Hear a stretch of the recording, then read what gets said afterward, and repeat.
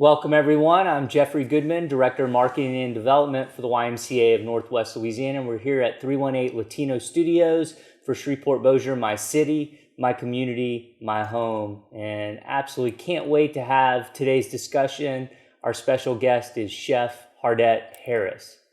Hardette? Yes, thank you for having me. Of course. Thanks for being here. You're welcome. So excited to be asked. I'm excited to have you. So I warned you my first question is super long, so hang in there with me. No problem.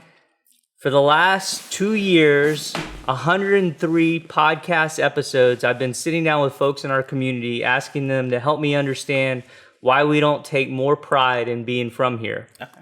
I should have just come to you. The work you've done is extraordinary, inspiring, and exactly what I've been hoping and trying to do in my own way. Well, wow. So we're going to use a couple of quotes of yours today because I love them. So hang in there because they may be a little long, but they go deeply to the heart of the matter. Sure. You once said the following. You once said, the reason New Orleans works so well is because they love what they are. They don't try to fix it up for anybody. They say, it's just who we are and the world loves it. That's what I'm trying to do with our food. When you go anywhere in South Louisiana, red beans and rice is listed as red beans and rice. They don't have some fancy name, and when you get the bowl, what is it? Red beans and rice. They don't try to do anything to it. So, you were responsible for creating the official meal of North Louisiana. Tell me, what is our food? Our food, I'm glad you picked that because that really is the heart of what I do, that statement. What I do is, I describe it as the drum major at the head of the parade. And the rest of North Louisianians, especially us, because this is home, Minden, Webster Parish is where I'm from. And Shreveport is where I, have my business. So what I'm trying to do is get all of us to be proud of our food, just like anybody else. I'm not doing anything different. The issue is that we are not. So other places that are, they don't have to have a movement or anybody trying to do it. They just are. And I guess we feel that because our food is rural, truly Southern agriculture, it's not cute, it's not shiny, it's not sexy, it has no appeal. And so I'm here to change that. And I need people to understand that you don't have to do anything to it. They just need to see you happy about it. It's just like anything in life. People will be happy if you're happy for whatever you're doing. And so that is, I have a business. I want to make money. I want to, live comfortably. But the number one thing is now and after I'm gone that we are proud of our food and we pull it out we present it every time we have a guest or even family comes in town or any tour groups. We need to, just like any other place. And so my work is to do that, show it off to our visitors, and especially our kids and youth, because if we aren't proud of it, if we aren't cooking it all the time, it's gonna die. It really is. And so the older people that used to cook from the land, because that's all they had to cook, there was no Brookshire's or HEB to run to get anything. So you had to cook. And so those traditions need to be documented and solidified. And so people say, well, isn't this just soul food? It's things that are found on the soul food plate, but these are our heritage foods from this area. And so I want our kids and our youth to understand it, that it's their hometown food. Just like we, us adults, we remember what we ate as a child. We remember when we went to a relative's house, and a lot of us, whether we're from the country or not, there were relatives deeper in the country that we would go visit on those weekends or whatever. And we all have great memories of that. And so today's youth and young adults and kids, what memories do they have? And I liken that to down south. There's I'm certain a 19, 20, 25-year-old that can make a mean pot of gumbo. I don't know if our kids that age or even younger know how to even talk about a pot of peas or a pot of beans, greens, anything that we call ours. And so that's what I'm trying to do, trying to bring that to the forefront. And like I say, if I die tomorrow, there's a stamp. It's not my official meal. It's our food. And to be honest, I'm surprised no one's done it before me. So I love it. All right, so you hit on this a little bit, but you once compared our food to a toy that we hurry to put away when guests come, only to serve them more popular food like gumbo or etouffee. So just my question is, why do you think we try to fix our food up for people? Because we don't think people want it. It's really easy. We don't think people want a bowl of greens. We don't think people want greens and cornbread. We don't think people want pinto beans and cornbread. We don't think people want fried chicken all the time. Like, who doesn't have fried chicken in their communities? But if it's our thing, it should be available all the time, just like food down south. You can pick any time of the year and go down south or anywhere, and you can always get etouffee. You can always get red beans and rice. So it's not like we got to wait until someone has a function to get, Southern food, our food. So, and track that back, like, where do you think that thought process came from, that I don't think they want my food? I think the root of it comes from, so a lot of living off the land wasn't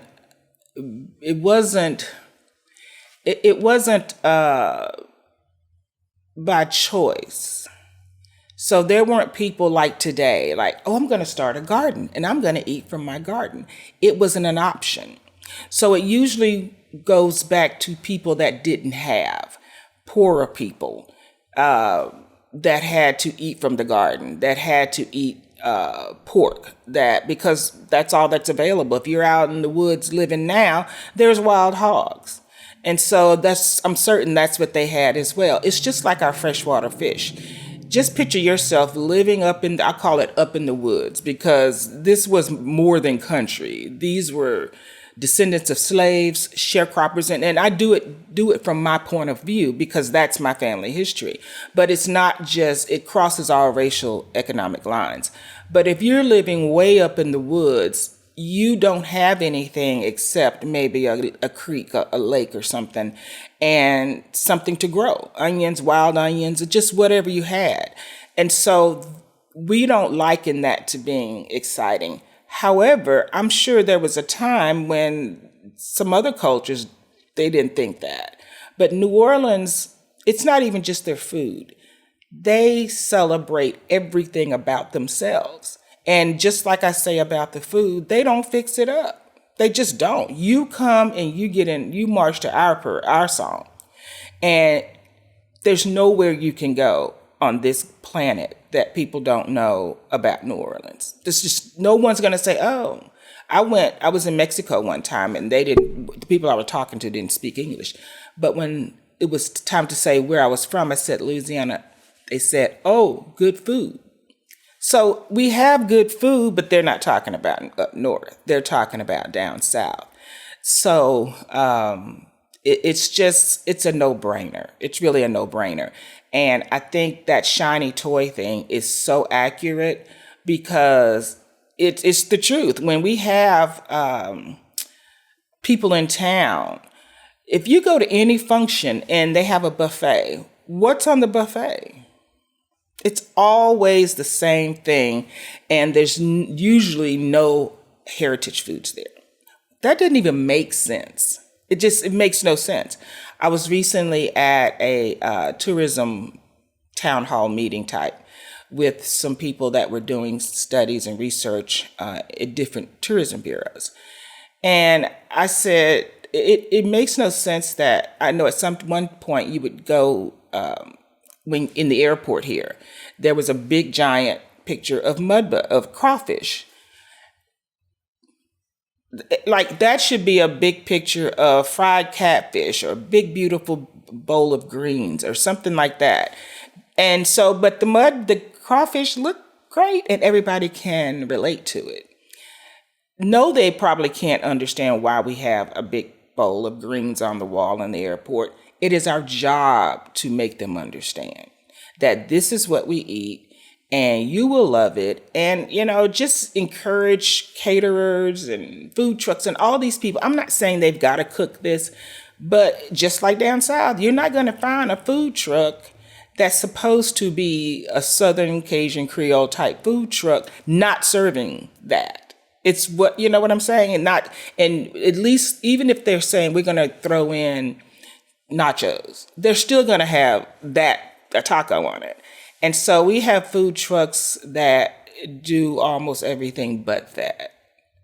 And I'm not saying they all got to do it. You can still do whatever your niche is, but it's got to be something normal. We need to make this normal. And so every time I get recognized for my work, I'm really totally shocked because I look at it like it's really a no-brainer. But what the attention it gets shows that, yeah, you're right. We want to talk to you about this. This is just, someone called me a pioneer and I was like, me, a pioneer? But it's just a no-brainer. And so let me ask you something, sis. One thing we talk a lot about on this podcast is just lack of self-pride, lack of pride in our community. Right. So do you think, do you associate, because we don't know our food, because we don't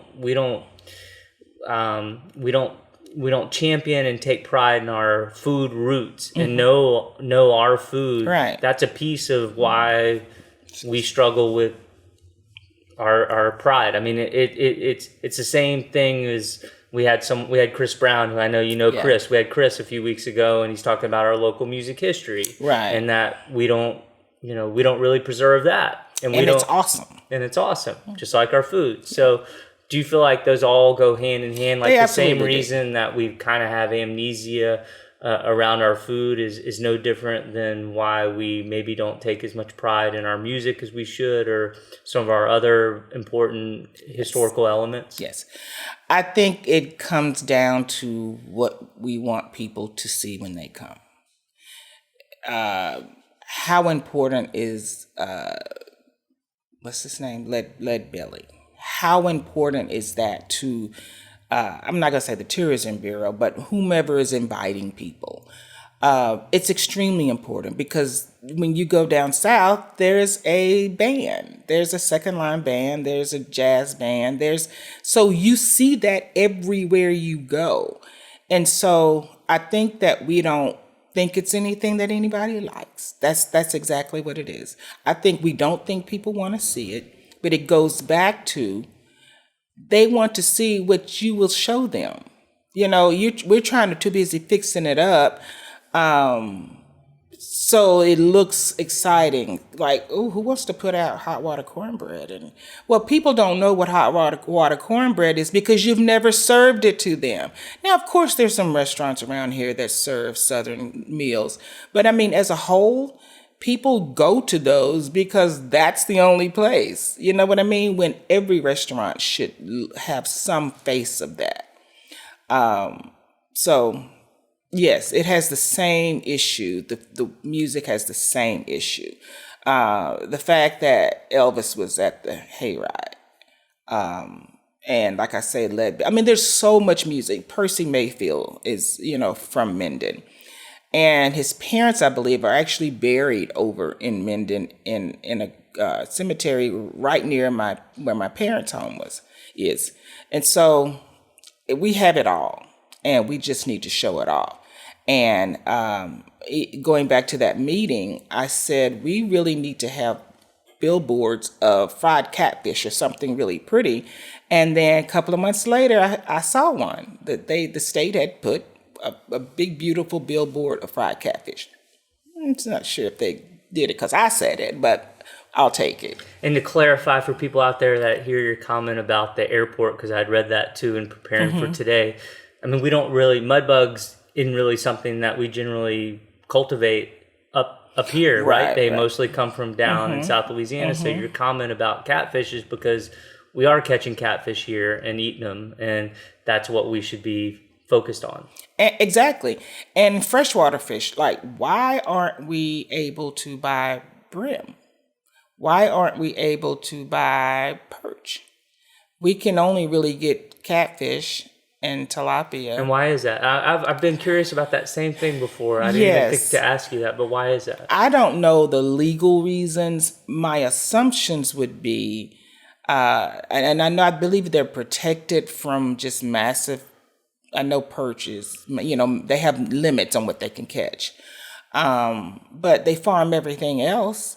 But it also, there may be a danger in the bones, but you can fillet it just like you fillet everything else. I don't know. It's something that I need to take that on too, because we eat freshwater fish. We have a lot of it. We fish all the time. So it's another open-ended, question. Well, clearly, as people can already see, you're one of the very best authorities on North Louisiana's foodways. So my question for you now is, what's the best way for the general public to learn from you these days? And how do they get on your schedule to spend some time with you and eat some of your food? So outside of all the greatness that's been given to me and my work and us up north, I'm still a small business owner. So if that in itself says struggle and financial issues and all of that. But I do a lot of, people will ask me to come do presentations, cooking demos. I have a kitchen. I opened it as a restaurant late 2019. A few months later, there was COVID. And then my father got sick and passed. So I'm just really getting to the point where it seems like I'm just getting started. However, one of my main things is book a culinary experience. And that's for any social group, birthday parties, family reunions, sororities, fraternity, whatever your group is, you can book that. And it's a full culinary experience where I do a presentation and talk about my journey as a chef and how it led up to the official meal and the work I'm doing now. And how do they book that? And they can book that they can email me at chefharris@usupnorth.com. Okay. It includes a presentation, immersive cooking demo, and a full spread family style meal. And I'm embarrassed to say my wife and I haven't done it yet, but we will very soon. Oh, that's okay. And I also have pop-ups. So even though the work I do, I want it to be instruction, classroom, demos, things like that. I do, when people see your work and see your food, they're like, okay, that's cool, but when can we eat it? So I do pop-ups. I'm actually having one tomorrow, which will be May 24th.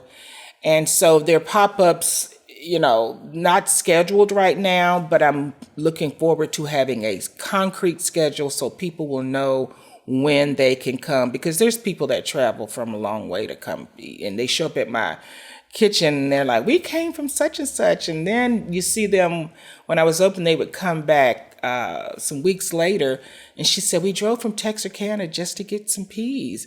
And I mean, a 16-ounce thing of peas. It's amazing. So yeah, you can email me at chefharris@usupnorth.com. And the pop-up tomorrow, I saw something about it. So tell them what they can get and tell them how they can get that. Okay, so the pop-ups right now are the most often and most popular one is the Fish Fry Friday. And so that's where I fry fish. People love it. They think it's the best thing in the world. It was on the Louisiana 31 best places to go and eat. I can't remember, a couple of years ago or so. And they just say it's a different taste. And it's actually my brother's recipe that I've sort of tweaked some. But they can get fried catfish. Usually it's fillets, and it's real catfish. And I have different sides. So there's French fries. Tomorrow's there's French fries, green beans, and potato salad. And sweet tea, I only serve sweet tea. And, other soft drinks and things like that. Awesome. All right. So my next question is my shortest question, and it's simply what's next in addition to everything you've mentioned? What's next for Chef Hardette Harris? It's actually, I'm right in the midst of reorganization. And so it's more structuring, more letting the public know, let's go back. There's staffing. Staffing is a huge issue in the food business.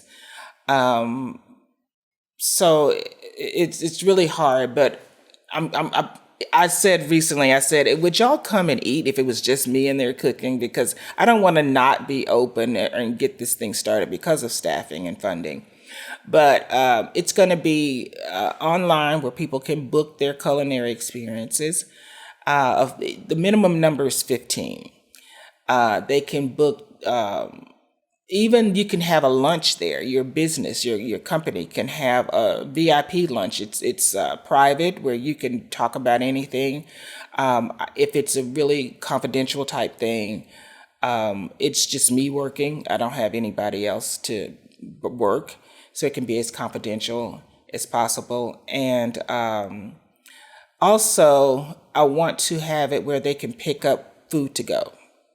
Grab and go, maybe through the week. But also, if you want to take home, smothered chicken and peas and cornbread or greens and cornbread for the weekend or whenever that evening, you can do that. So that's really what I'm working on, because I don't want someone to come and not be able to experience the food. And sometimes even when I'm not open and I'm there working, somebody will call and, if I have some fish I can thaw it really quick, I said, come on, and I'll fry 2 pieces just for them. I do that quite often because I treat my kitchen like a family kitchen. So you're always welcome. Even if I have no food, you're welcome to come in and chat, which people do. And they drink coffee and, talk to me about things. And tell them where they find you. Tell them where your restaurant is yes, located. Yes, so Us Up North Kitchen is at 300 North Allen in the beautiful Allendale neighborhood. And it is only about 1 minute from downtown. And I know you're active on social media. Mm-hmm. You have an Us Up North Facebook page, or just a Chef Hardette Harris Facebook page, or both. I can't remember, and Instagram pages. So I have Instagram Chef Hardette at Chef Hardette, and I have Facebook page Us Up North Celebrating North Louisiana Cuisine. Now you'll find 2 of those because one was hacked, and so I had to start another one, but I'm not taking the other one down, which may be kind of confusing because I'm still working to get it back.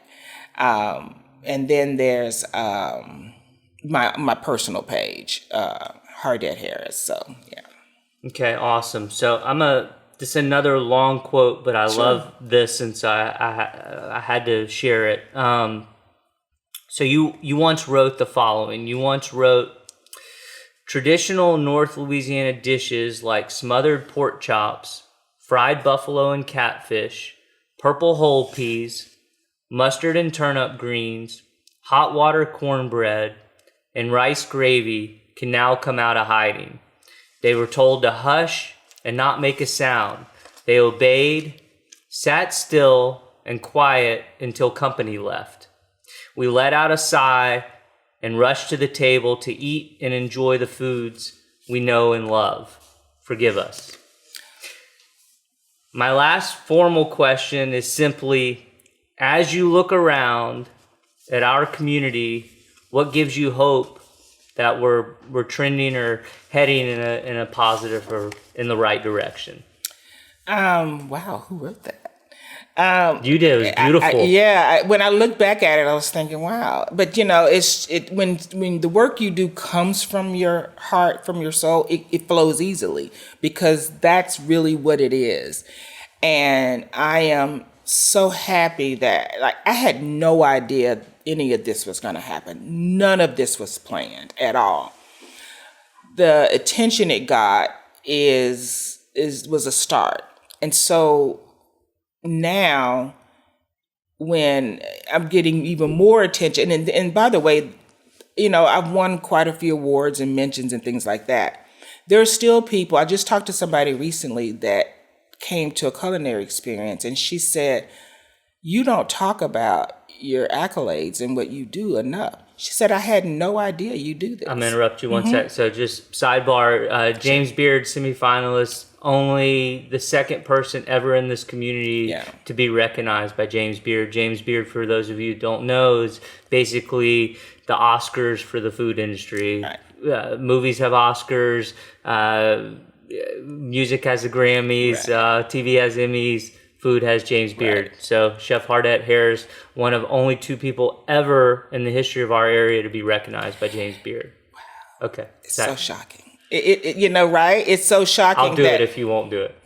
Yeah, I know. It's like, but it's greens and cornbread. Like, why is that? You know, I appreciate the nod and the mention of my work, but it's so humbling that, you know, and what I really want is people to see those accolades, not because of me, to see this means something.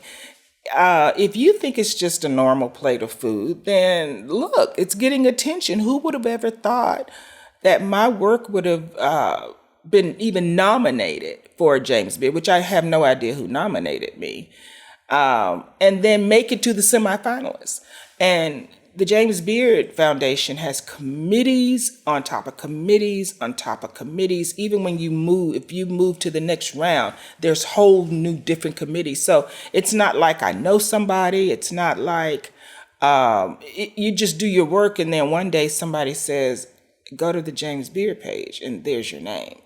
So the attention that it's getting, I see that people, when they think it's just soul food, but then they see I get these mentions, they're like, oh, okay, well, maybe it's just her. I was talking about the young lady that came to and she's known me for a while since I moved back here in 2013, and she's supported my business, my food events.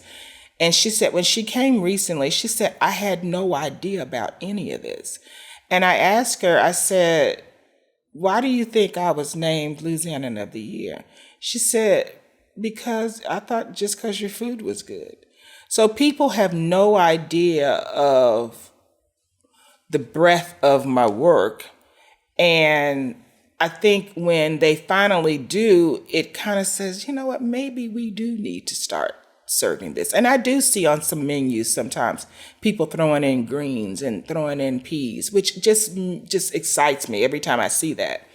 So I think they're seeing that it's not just a gimmick. It's not just something I'm doing just to, be known, but it is something that's necessary. And it's also important. And it starts to make them think, why haven't we? And most of the people, there's a lot of people that aren't from here, but most of the people from around here, when you start talking to them, they say, yeah, my grandma, we used to pick peas and shell peas, and everybody has these stories, but it's just never occurred to anybody that this is something we want everybody to know. And I knew as a young person that I remember the day I thought it. I can see it now. I remember saying, this is extremely good food. I remember I was on my grandmother's couch eating cream peas and cornbread. I remember, and I said, this is extremely good. It's more than like one of my favorite things to eat. You know, something so good you can eat it with your eyes closed. I knew this was good food, but I still had no idea to do this. I went to culinary school. My background is from private chefing. And so when I got back here, I was thinking, what can I do? All I knew was to have a dinner where people came and ate the food. And it started from there. And it's so funny, the story that how I got to the official meal was Representative Gene Reynolds came. And we ended up on NPR. And that was... What year was this? 2014. Yeah, 2014. This is the Dream. What was it called exactly? It was the Dream Dinner in Minden, and it was 2014. Maybe it was 2015. I don't think it took that long. But anyway, Representative Gene Reynolds came, And he came up afterwards and said, I love what you're doing. I had people here in town recently and they were like, what do we y'all eat here? He said, I had nowhere to take them. And so he said, you ever need anything, let me know. And I was like, okay. And so someone told me, you better get politicians when they offer because they have short memories. So I sat down, I said, well, this went over well. Maybe I'll start having these. That's what I'll do. And I started trying to plan another one, and I started researching what should be on the menus around here. I found, and so I started searching and Googling and tried to see what we were pushing, and it was nothing. We had nothing that we thought was a big deal. And it's all South Louisiana. It's like, just like you told the story about making the foods hush. And that's what it is. We're eating it at home. We're eating it at family reunions. People are going to the farmer's market, buying these items, and they go home and cook them. And, it doesn't make a good Facebook picture like another dish would. But how does red beans and rice look? They look like red beans and rice. So I said, well, I'm going to have this. I need to have a menu, and didn't find anything. And I reached out to him. I said, how do I make a pamphlet? Something, I was thinking of just like a rat card or flyer or something that he maybe could help me with that maybe gave his approval, something like that. So his secretary said, well, write down what you want and send it to me and we'll see. I sent it and I didn't hear anything. And then some weeks passed and she said, so we're going to read this on the House floor, this upcoming legislative session. I'll let you know if you want to be there. When I tell you how shocked I had no idea. He never said this is what's going to happen. Just said, do you need any help? I said, I just needed something, a flyer or something. And she didn't call me. So I knew the legislative session started because I saw it on the news. And so I don't even know if they actually did it. I just know she told me that. So I have nothing to go by. I don't know what they called it or anything. So I kept checking to see, they posted on their website what they do every day, what bills are passed and things like that. And so after a number of nights of searching, I found it. It was like 1:00 in the morning, and I was like, this is it. It's real. And it had been voted on, 33 yeas to 0 nays. And it had become House Concurrent Resolution number 88, the official meal of North Louisiana. And so I'm sitting there by myself trying to soak this in. Okay, what does this mean?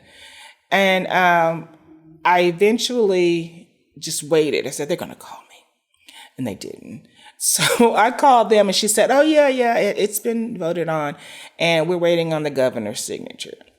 Well, I found out that a resolution doesn't need the governor's signature. So it was a done deal.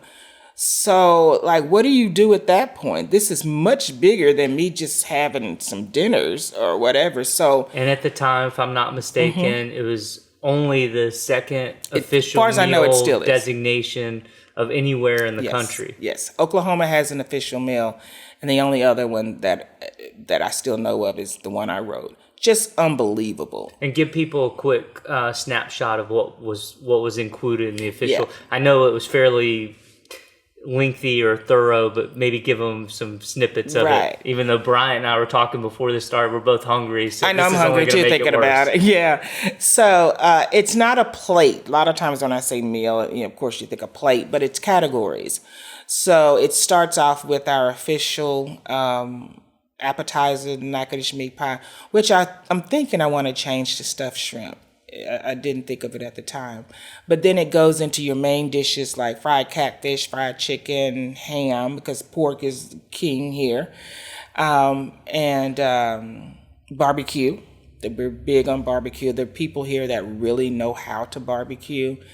Then there's side dish. Well, there's peas and beans, your purple whole peas, your pinto beans, black eyed peas, and then greens, cabbage, mustards, turnips, and then your side dishes like rice and gravy, baked sweet potatoes, potato salad, and then to your condiments like pepper sauce, hot sauce, which are two different things, and Mayhaw jelly. Mayhaw jelly, exactly. And then desserts are pound cakes, peach cobblers, and a fruit salad. And the fruit salad consists of everything you can get here locally.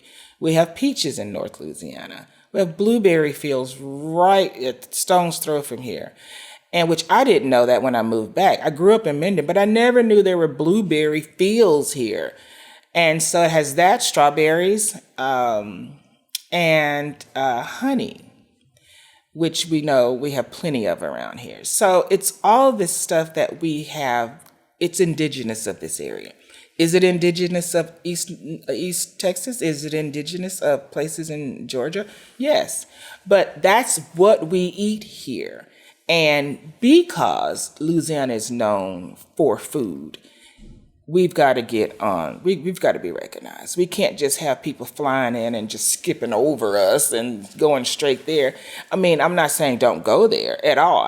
This is not even a war with South Louisiana.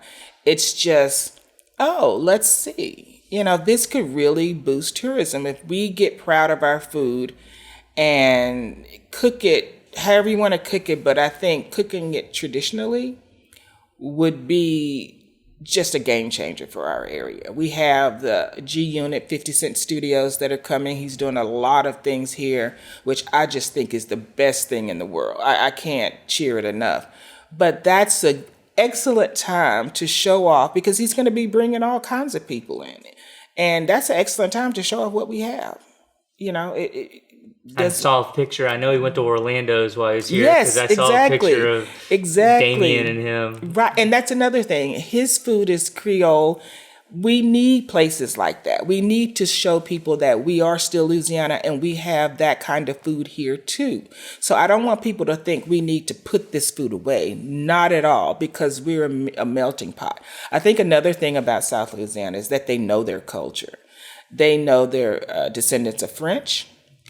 And we are descendants of, we can't say it that quick. We have a melting pot of African, Native American, German, Scottish. We have a lot of that. So I don't think we know where to put it, which to me, it makes sense to put it to the things that we traditionally ate. When you grew up in Maine, you probably have a story of going out catching lobsters. Real easy, right? So that's what people go and they want. When you go to Maine, don't you want to go and have lobster, or do you want to have buffalo wings? Probably both, but before you leave, you want lobster. And that's all I'm saying. I love it. Well, Chef, those were my main questions. Okay. Is there anything else I didn't hit on? I think I've said it once or twice today. I think the work you're doing is so key. Thank you. So important.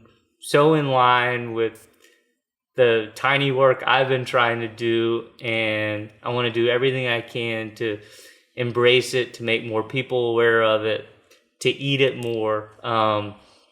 So if there's anything else you want to share, please. Thank you. Really just follow me, my hashtags. It'll appear that I'm all over the place because I'm a one-woman show. So I try to do my best, but I'm still on the same journey of celebrating our food the best way I can. You can call me for cooking classes. I'm actually going to promote one real soon where people can learn how to make the basics. And so I think people would be interested in that because there are people that grew up here that don't know how to pick greens and wash them. It's a traditional thing. There's a hashtag I use, hashtag no gritty greens. It's a crime to serve greens that are still gritty. So those are things I want to teach. And if you live here, I want you to know that.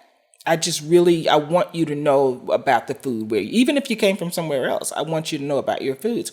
Because I'm sure when your folks visit, they want to know what you eat here. And it's going to teach things like how to pick greens, how to wash greens properly, how to cut up a chicken, how to make hot water cornbread, and how to make gravy.